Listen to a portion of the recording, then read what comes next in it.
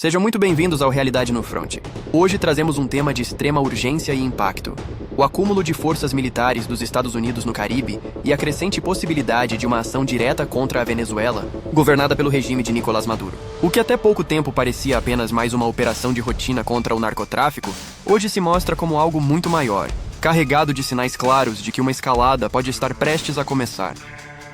Para entender a gravidade do momento, é preciso voltar algumas décadas. A Venezuela já foi uma das nações mais ricas das Américas, sustentada por suas vastas reservas de petróleo. Nos anos 80 e 90, ocupava o topo do ranking regional. Mas a chegada do chavismo no início do século XXI abriu um novo ciclo político e econômico. Desde que Nicolás Maduro assumiu em 2013, a crise se aprofundou de maneira devastadora. Hiperinflação, escassez de alimentos, colapso dos serviços públicos e uma diáspora gigantesca de mais de 7 milhões de venezuelanos que fugiram da miséria transformaram o país em um retrato do fracasso estatal. Em 2018, as eleições venezuelanas foram denunciadas como fraudulentas por dezenas de países, levando os Estados Unidos a reconhecer Juan Guaidó como presidente interino. Trump, em seu primeiro mandato, impôs duras sanções ao petróleo, fonte de mais de 90% das exportações venezuelanas. Mesmo assim, Maduro se manteve no poder, apoiado por aliados estratégicos como Rússia, China e Cuba.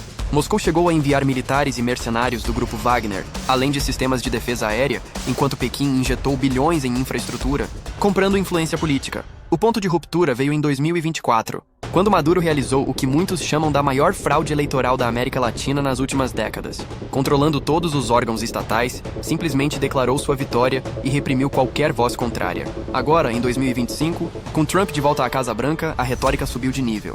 Washington acusa Maduro de chefiar o chamado Cartel de los Soles, de usar as forças armadas venezuelanas no tráfico internacional de drogas e de agir como um verdadeiro chefe narcoterrorista.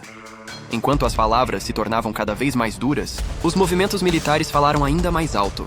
Desde agosto, os Estados Unidos ampliaram sua presença no sul do Caribe, destacando uma poderosa força naval com pelo menos 8 grandes navios de guerra, um submarino nuclear, caças F-35 deslocados para Porto Rico, drones de vigilância avançada e cerca de 4.500 fuzileiros navais prontos para desembarque.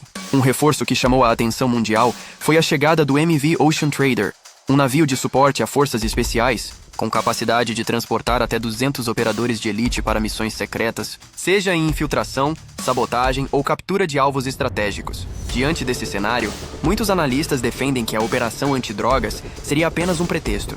O tamanho do aparato militar aponta para algo mais ambicioso, como ataques de precisão contra portos, refinarias e centros militares, ou até mesmo ações especiais para neutralizar Maduro. A declaração feita por Trump no dia 2 de outubro, afirmando que os Estados Unidos estão oficialmente em guerra contra cartéis designados como grupos terroristas, fortalece ainda mais essa possibilidade. Esse enquadramento jurídico dá ao presidente poderes ampliados para agir sem necessidade de uma declaração formal de guerra pelo Congresso, utilizando as mesmas leis antiterrorismo criadas após os atentados de 11 de setembro. E qual seria a justificativa para atacar a Venezuela? Oficialmente, o combate ao narcotráfico.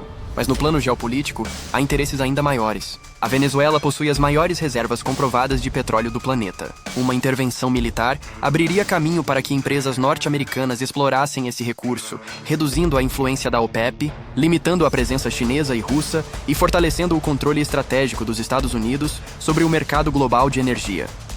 Mas, afinal, o que os Estados Unidos poderiam fazer com as forças já posicionadas? Primeiro, lançar ataques de precisão com mísseis Tomahawk a partir de seus navios e submarinos, atingindo depósitos de armas, centros de comando ou refinarias. Em seguida, utilizar os caças F-35 para conquistar superioridade aérea, eliminando defesas antiaéreas venezuelanas e abrindo espaço para novas ofensivas. Outro cenário possível envolve desembarques localizados de fuzileiros em portos ou aeroportos estratégicos, criando pontos de controle temporários. O MV Ocean Trader, por sua vez, seria ideal para a infiltração de SEALs ou Delta Force em operações de captura, como em Puerto Cabello ou Maracaibo, uma invasão em larga escala. Entretanto, parece menos provável neste momento. Para controlar um país do tamanho da Venezuela, seriam necessários pelo menos 30 mil soldados, bem mais do que os 4 a 5 mil atualmente destacados. Ainda assim, a capacidade logística dos Estados Unidos permite mobilizar rapidamente reforços caso a decisão seja tomada. E aqui vale uma comparação importante. Quando os Estados Unidos invadiram o Panamá em 1989, Para capturar Manuel Noriega, mobilizaram 27 mil soldados em um país muito menor e com defesas muito mais frágeis do que a Venezuela possui hoje. Já no Iraque, em 2003, mais de 150 mil militares participaram do assalto inicial. Esses exemplos mostram que, se a intenção fosse realmente uma invasão total, o contingente atual no Caribe estaria muito abaixo do necessário. Mas para operações cirúrgicas, rápidas e localizadas, a estrutura presente já é mais do que suficiente.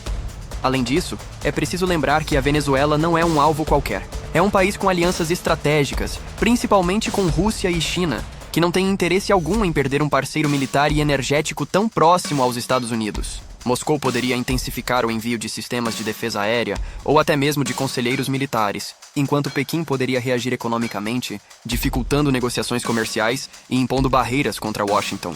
Uma ação precipitada poderia, portanto, abrir espaço para uma crise global de proporções ainda maiores. Seja em ataques de precisão ou em operações especiais, uma intervenção norte-americana na Venezuela traria consequências graves. Ao mesmo tempo, setores da oposição venezuelana veem a possibilidade de uma ação externa como a única forma de pôr fim a mais de 2 décadas de chavismo. Já os vizinhos da região acompanham com apreensão, temendo que um conflito de larga escala provoque fluxos migratórios ainda maiores e desestabilize países como Colômbia e Brasil. O que parece certo é que o tabuleiro está montado. A cada dia, novos meios chegam à região, e a cada pronunciamento de Trump, o tom sobe ainda mais. A pergunta que fica é: veremos apenas mais uma demonstração de força ou o início de uma intervenção histórica que pode redesenhar o mapa político da América do Sul? E você, o que acha? Estamos diante de um blefe calculado ou realmente à beira de um conflito direto? Deixe sua opinião nos comentários, pois aqui no Realidade no Front, sua participação é fundamental. Não esqueça de se inscrever no canal e ativar o sino de notificações para não perder nenhuma atualização. Aqui tratamos os assuntos com seriedade, sem sensacionalismo e sem viés político, sempre trazendo a análise que você não vê na mídia comum.